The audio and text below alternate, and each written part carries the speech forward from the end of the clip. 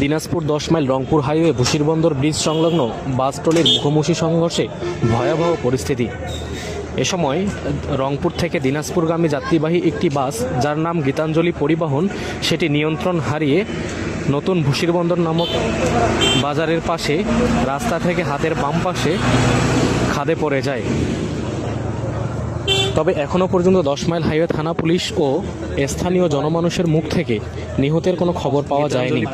পাশাপাশি এই বিষয়টিও আমাদের মাথায় রাখা উচিত, যেহেতু বাসটি ছিল গীতাঞ্জলি পরিবহন নামে রংপুর থেকে দিনাজপুরগামী যাত্রীবাহী বাস, সেহেতু আহত বেশ কয়েকজন। আহতদের ঘটনাস্থল থেকে যত দ্রুত সম্ভব দিনাজপুর, সৈয়দপুর এবং রংপুরে চিকিৎসার জন্য পাঠানো হয়েছে। ইতিমধ্যে ঘটনাস্থলে জেটি কল চলে এসেছে পুলিশের, যার মাধ্যমে সংঘর্ষে বিনষ্ট হয়ে যাওয়া ট্রাক্টর অর্থাৎ ট্রলি এবং বাসটি উদ্ধার কাজের জন্য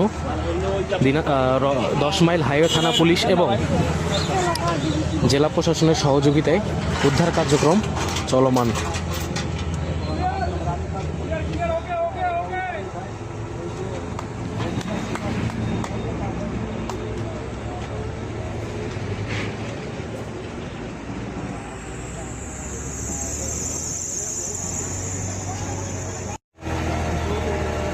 আরেকবার বাসটা উঠে না দেখেন চলবে।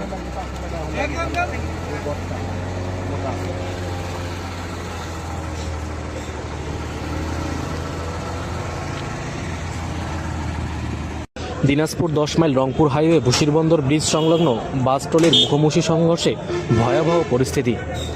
এ সময় রংপুর থেকে দিনাজপুরগামী যাত্রীবাহী একটি বাস, যার নাম গীতাঞ্জলি পরিবহন, সেটি নিয়ন্ত্রণ হারিয়ে নতুন বশিরবন্দর নামক বাজারের পাশে রাস্তা থেকে হাতের বাম পাশে খাদে পড়ে যায়।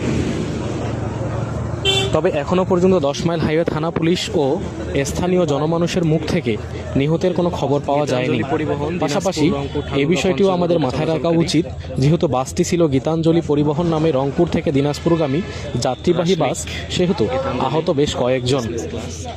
আহতদের ঘটনাস্থল থেকে যত দ্রুত সম্ভব দিনাজপুর, সৈয়দপুর এবং রংপুরে চিকিৎসার জন্য পাঠানো হয়েছে। ইতিমধ্যে ঘটনাস্থলে জেটি কল চলে এসেছে পুলিশের, যার মাধ্যমে সংঘর্ষে বিনষ্ট হয়ে যাওয়া ট্রাক্টর অর্থাৎ ট্রলি এবং বাসটি উদ্ধার কাজের জন্য 10 মাইল হাইওয়ে থানা পুলিশ এবং জেলা প্রশাসনের সহযোগিতায় উদ্ধার কার্যক্রম চলমান।